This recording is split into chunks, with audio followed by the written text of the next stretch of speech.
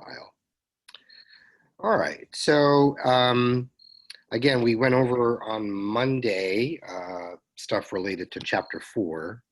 If you notice on the Module to-do list, there's a bit more work to do in Chapter 5. So Chapter 5 looks at large purchases and starts with your auto. The first two learning objectives are on automobiles. And then I've noticed I have a couple of videos here for you in addition to watch. There are two discussion board questions that we're going to be looking at in more detail. One revolving around choices of whether it's okay to buy or lease your next vehicle. Well, a lot depends on your particular set of circumstances and how frequently you travel. And then, of course, what would be, remember, there's two parts to this discussion board question. A lot of people forget that last part. The most valuable piece of information that you learned in those two objectives, and including the videos, And then the second discussion board question is sort of a big picture. I've given you a news article to read about the average price of a car and the average car payment that people are making today. This is based on a blog called Safe Auto Blog. They say that the average person will own at least, so it's a minimum of 6 cars in their lifetime. That's a lot of vehicles, but I mean, personally, I've already passed that myself. And a lot of people own a lot more than 6 cars in a lifetime. Well, as I was telling you last time, cars don't last forever, and some of us don't like to keep a car forever. And so you're going to be spending lots of money on transportation in your lifetime. And so this sort of asks you to think more deeply about all of that. And so this is going to be very interesting, I think, for you to look at the big picture over your lifetime. How much of your money are you willing to part with? Those millions of dollars in earnings you're going to be having. How much of that are you willing to part with to have these automobiles? Because it adds up quite a bit. Then Chapter 5 looks at housing. I don't get into too many details here in terms of buying a house or whatnot, but just that the options for housing are the same as the options for automobile. You can either buy or you can rent. And that's true for a lot of assets that you and I might decide we want in our life. And so that's the overview of that part of the module. If you look at the discussion board questions, I want to make sure again you are getting this stuff down quite well. So the buy or lease decision, which 6 of you have already answered, which is great. There is a video link from Consumer Reports showing the differences in, Consumer Reports is a very important organization because they, for many, many years, they've had a reputation of going out and trying various products and giving them ratings. They don't take any advertising money from companies. They're simply consumer funded. And they tend to actually have pretty interesting results. They do a large book on cars every year, as well as a large book on all types of appliances and other stuff that you and I would buy. So watch the video on whether, the differences between buying or leasing, what's right for you. And then, from that information, make sure you explain at least 3 factors. Okay. Again, Also make sure you list at the very end the most valuable piece of information that you learned in that. So that's a very important first step on what you're going to be doing for an assignment. The lifetime spending on autos, again, there's an article here from CNBC from last year, shows that it's very, very pricey today. Even used cars are quite pricey. And so people are taking out larger and larger car loans for that. Now you shouldn't, all of your automobile expenses shouldn't be more than 20% of what you make every month. That's the recommendation, 20% or less. And it's kind of hard to have that when the average car loan is hovering around, $400 a month. It's hard. It's really hard to keep that low because that's just the car payment. Never mind putting gas in, doing maintenance and repairs and so forth and so on, insurance, etc. So it's pricey, and a lot of us will have many, many different cars over the course of our lifetime, and that's what this question is asking you. Think about how often how many cars you think you might need in your lifetime. You're gonna see, a lot of us started driving right away at 16, 17, whenever the driving age was, that we got a license. A lot of us got cars or a used car or whatnot. You're gonna need a car, particularly if you live in this area, you're gonna need a car for the rest of your life. So you need to estimate that, first of all, you're probably gonna live into your 80s, at least.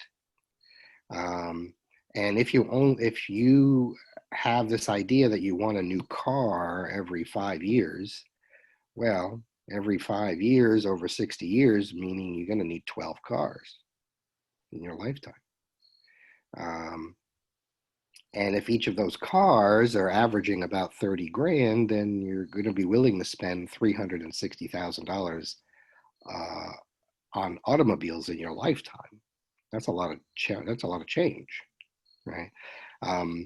So some people like to keep their cars and drive them into the ground. Well, how long does that take? 15 years, 20 years? So even if you had 20 years, then you might need only 4 or 5 cars in your lifetime. And so you're going to bring your total lifetime expenses for cars down.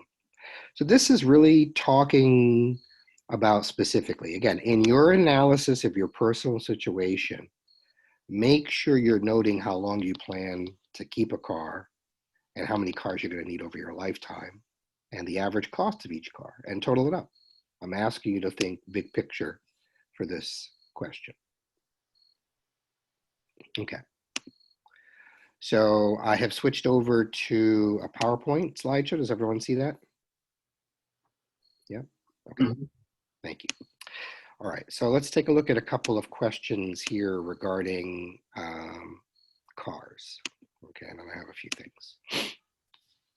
So in general, we all have different ways of figuring out what we want to drive. A lot of us might want something very flashy. Some of us want something very practical. Some of us want something new. Some of us want something old. We're all going to have our own preferences for sure. But I think one of the most important things that we do look for in a vehicle is when we get in it, we want it to work. So we want it to be reliable. We don't want it to stop working because the temperature is below freezing. Or the temperature is 100 degrees. So, we want to make sure that whatever car we decide to purchase or rent, it's going to be dependable because we need it. We really need a car to get to where we're going, whether going groceries, going to the doctor, going to school, what have you. We need something reliable for sure.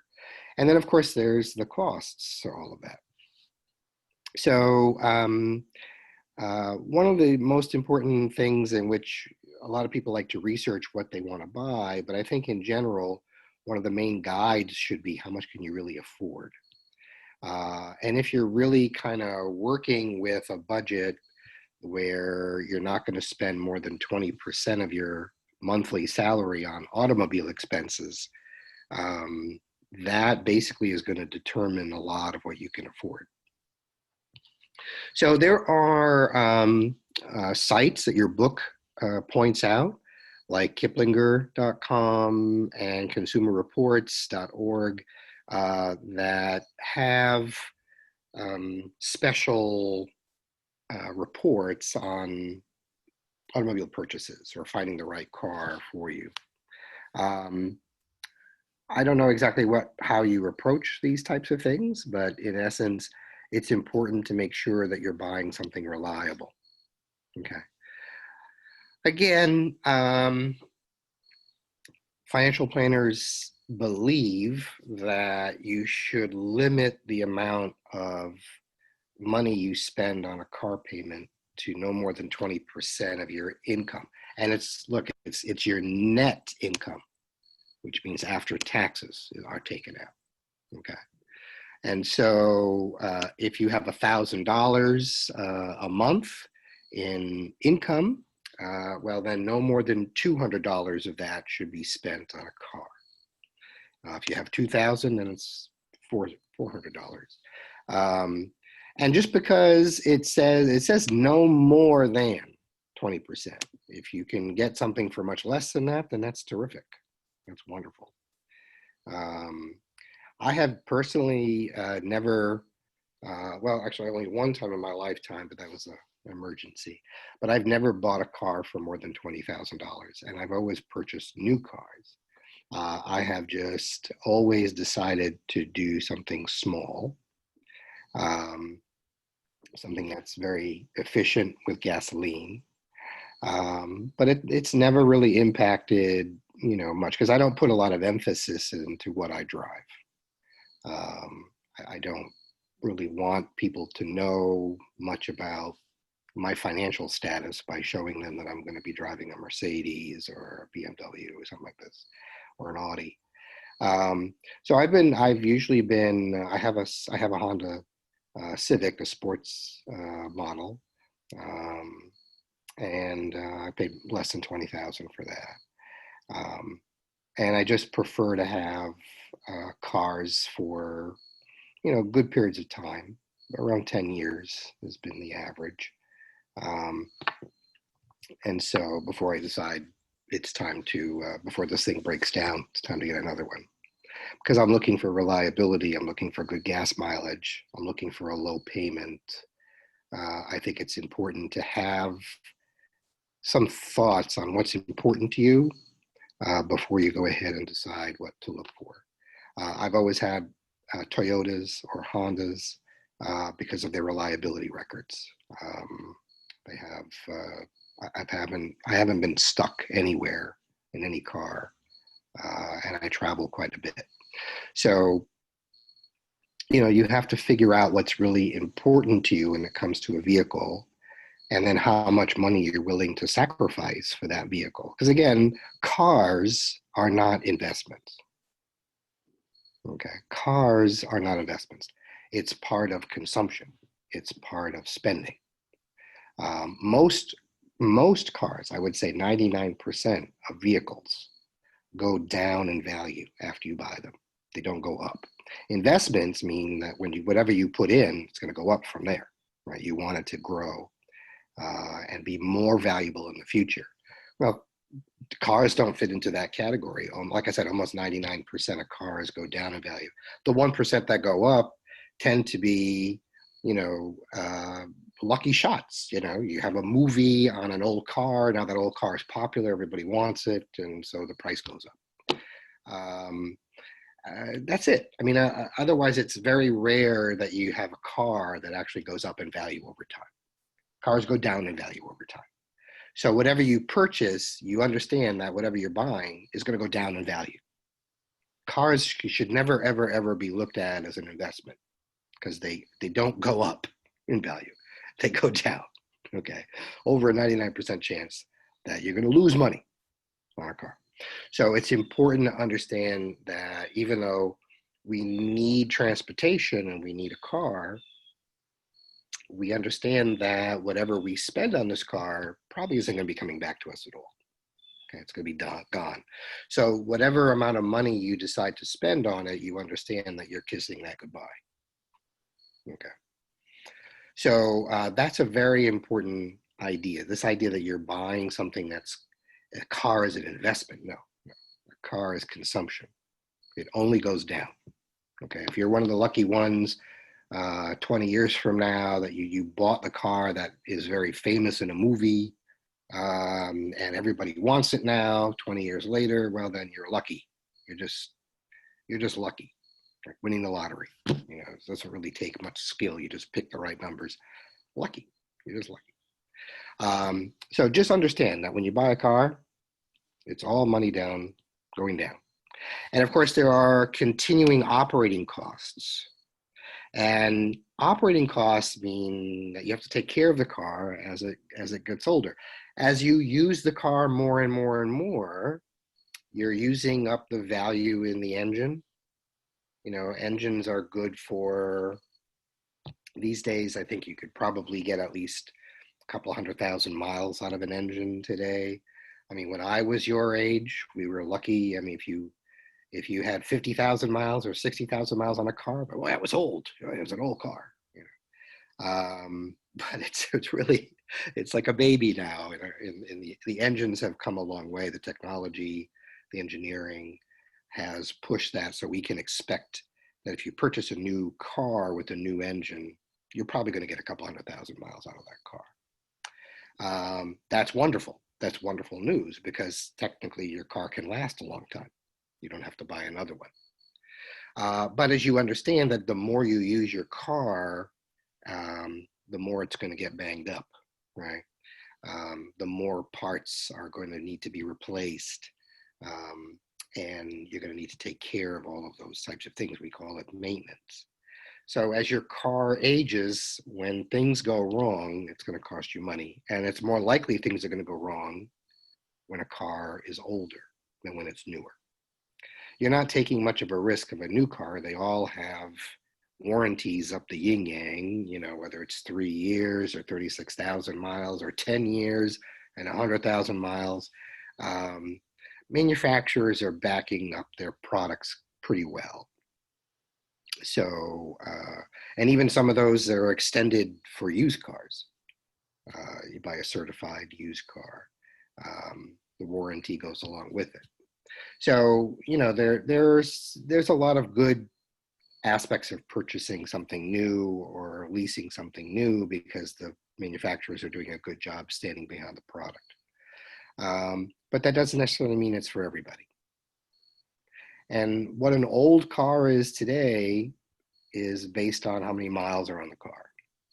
So just because the car might be technically 2 years old, it's a 2018 vehicle. If it has 100,000 miles on the car, it's an old car. How many miles are you going to be, when you buy that car, how many miles left are on the engine? Because you're actually purchasing how many miles you're going. So it's important to sort of think of vehicles in terms of mileage, because the engines are really what you're buying. The reliability of that engine and the rest of the vehicle to get you from here to there. And so the operating costs they're gonna increase as the car gets older. You might also want to think about things like, well, gasoline. I strongly believe that we need to help the planet in any way, shape, or form, and our behavior as humans is certainly changing the planet. So, I was looking for a hybrid. I was looking for an electric car, but they're just so damn, I'm going to be honest with you, they're just so damn expensive today, that it's like, I don't know if I wanted to release that amount of my money to buy something that expensive when, there's, it's just cost benefit stuff. I just don't know if I could do that, in all honesty.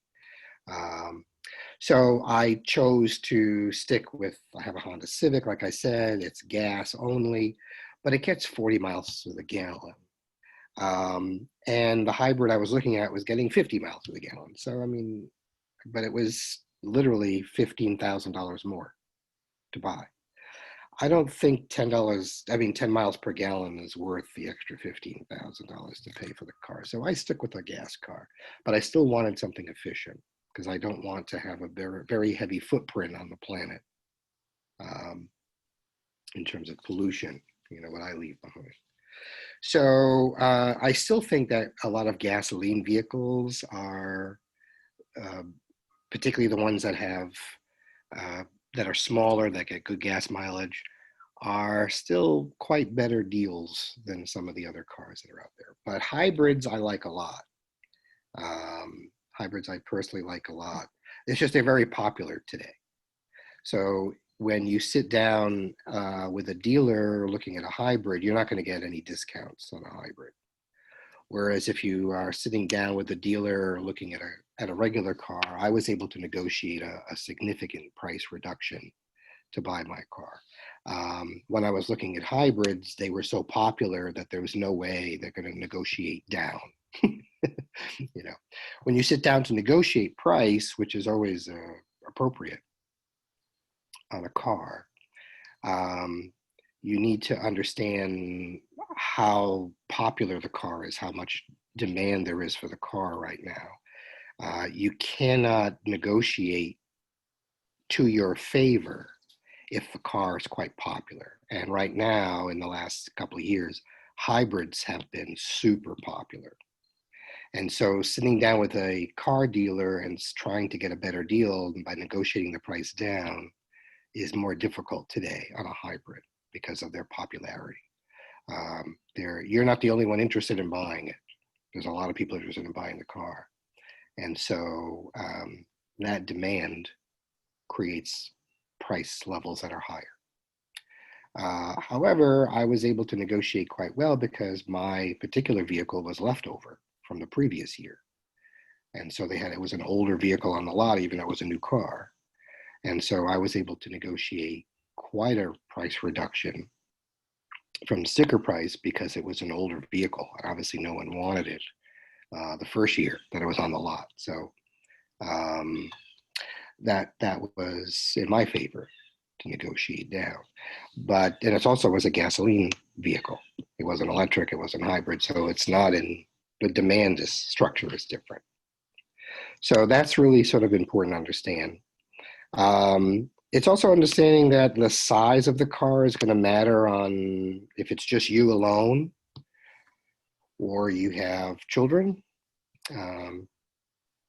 Safety is an important part of purchasing a car, particularly when you have a family, because you don't want anything to happen. And car accidents are relatively common, sadly. And so if something does happen to you and your car, obviously you want your passengers, particularly if they're children, to be very, very safe. I'm at the point now I don't have any babies, so I actually do have a sports car. It's not a two-seater, but it's a sports car.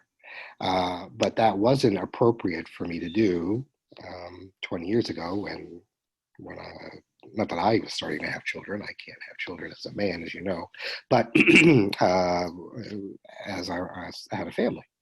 I needed a car that would be safe for that. So if you have kids or planning to be having kids at some point, then you got to understand that the style of the automobile, the size of the automobile matters. I wouldn't want to put my kid in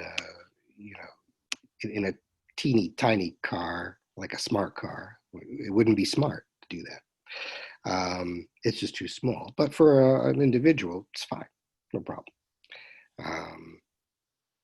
It's part of the things you need to assess.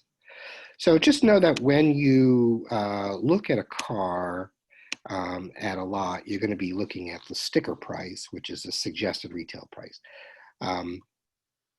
That doesn't mean you have to pay that price. You can negotiate from that. And like I was telling you earlier, the best way to negotiate is no one else wants the car. So I was lucky. I found an older model car that happened to be brand new, had no miles on it.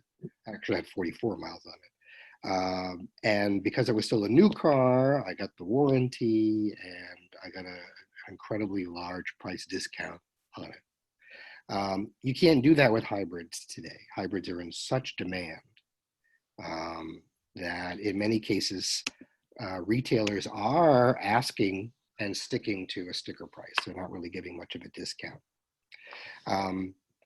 It also depends on the type of car. Small cars versus larger vehicles in terms of prices.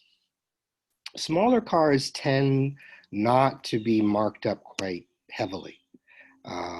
So you might have, a 3 to 5% markup on a car that's cheap. It's less than $20,000. Whereas you might have anywhere from 6 to 10% markup on a higher price car, even more. What does that mean? Well, that means that you can probably get a bigger discount on a $50,000 car than you could on a $20,000 car, simply because the dealer has more room to play with a profit. And particularly if you are a qualified buyer, they're going to want to sell you the car. I mean, it's not every day that people walk onto a car lot. Remember, you have to go there. So once you're there, they got you. Right? They know you're interested, because why else would you stop by? Well, I was looking for my Aunt Sally's house and I turned into a Toyota dealer. No, I mean, you're there, so they got you. They know you're interested in something. They're going to sell you as much as they can. They're going to be very interested. Don't be afraid to negotiate and get a better price for you. Again, it's unlikely that if you saw a $20,000 car and you say, I'll give you $15,000 for it, they're going to go for it, because again, they don't have that much of a markup to play with. And also, by the way, never believe the dealer when they show you the piece of paper, the invoice that they have, saying, this is how much I paid for the car. Because they don't pay cash for their cars. They finance their cars. Okay. So, and that's always one of those fun things that I enjoy, sitting with a dealer. I give them a price, an offer, and then they show me the invoice. And I'm like, oh, you pay cash for your cars? All of these cars? How many cars do you have? You have at least 200 on the lot. And you paid, so you had those types of millions and millions of dollars to buy all this inventory? No, they don't. They don't. It's crazy, crazy stuff. From a business perspective, they finance their vehicles. And so never, ever believe them when they show you the invoice. It's just a nice way to say, look, I can't give you the discount you're asking for. So it is what it is. And they have their tactics and they're very good at it. But you have to understand what is in demand and what's not in demand. And if it's not in demand, you can get a better deal than what they're asking for. If there's cars that are in demand, it's very hard to negotiate a car that's really popular and in demand, like the hybrids are today. Okay. Leasing is basically, it's a rent. You're renting the car. It's not your car. You have to give it back. You're renting. And so a lease basically allows you to use the car for certain personal uses, usually. Oh, there's business leases as well. But personal uses, in which case, after that time period is done, you return the car, because it's not yours. You're renting it. Leases have very specific terms that are in the favor of the owner, which is the dealer and the manufacturer. So the terms usually revolve around mileage, because remember, it's the engine of the car that's really valuable, because so the mileage is valuable. If you don't use up a lot of miles, you still have a valuable car, even if it's 3 years old. Okay. And so the heavy emphasis on a lease is limiting how many miles you can use the car in the period of the lease. Some leases are as low as 2 years, some is up to 4 years, Most leases are around 3 years, and they try to limit your mileage to 12,000 miles per year, or in this case, 36,000 for the 3-year period of time. If you return the car with more than that, there is a fee per mile, and it adds up. I mean, it's just incredibly profitable for the car companies to charge per mile if you've gone over the amount of miles that you've agreed to on the lease. Okay. Now, because you don't own the car, you are leasing the vehicle, you have to play by their rules. So they're going to require you to have a certain amount of insurance on the car. They're going to require you to have to agree to certain maintenance schedule, to agree to certain mileage and other limits on the car. If there's any type of dent or anything on the car, like again, more miles than you agreed to, more wear and tear than you agreed to, they're going to charge you for that. So leases are wonderful if you don't travel a lot. So it's not like leases are terrible ideas. They're not. Renting is not a terrible idea. It's got to make sense to your situation for it to be a good idea. And what makes a good idea for a lease is you need something new and reliable, and you don't travel a lot. You travel less than 1,000 miles per month. Okay, so if you're kind of in that category, leases are an option, for you, particularly if you like something new, you like something that's going to be maintained, and you don't drive a lot. So it might be an option for you. But if anything goes wrong outside of the terms you've agreed to on that lease, you will be charged. Mileage is the most common type of thing. Lease payments, and the reason that they actually are leasing is they've already decided if they give you this vehicle for 3 years and you use it up to the mileage they've assigned, 12,000 miles per year. When you give it back to them, they've already been able to calculate the value of that car because they simply can depreciate over that time period. So they're charging you for all of that depreciation plus a profit. And that's basically how leases work. Okay, that's how they make money. They're charging you up front for all that depreciation of the car value plus a profit. And so lease payments are basically ways in which the dealer can guarantee that they're getting full value of that vehicle once it's returned. Okay, that's why they push those leases a lot. It's not that it doesn't make sense for everybody, but it is a profitable product for car dealers for the most part. Very profitable product line for car dealers. And again, it makes sense for some people, doesn't make sense for others. If you like to customize your car, you can't do that with a lease, right? So you want to put fancy rims on your tires, or a big stripe down the middle of the car, or whatever. You can't do that with a lease because it's not your car.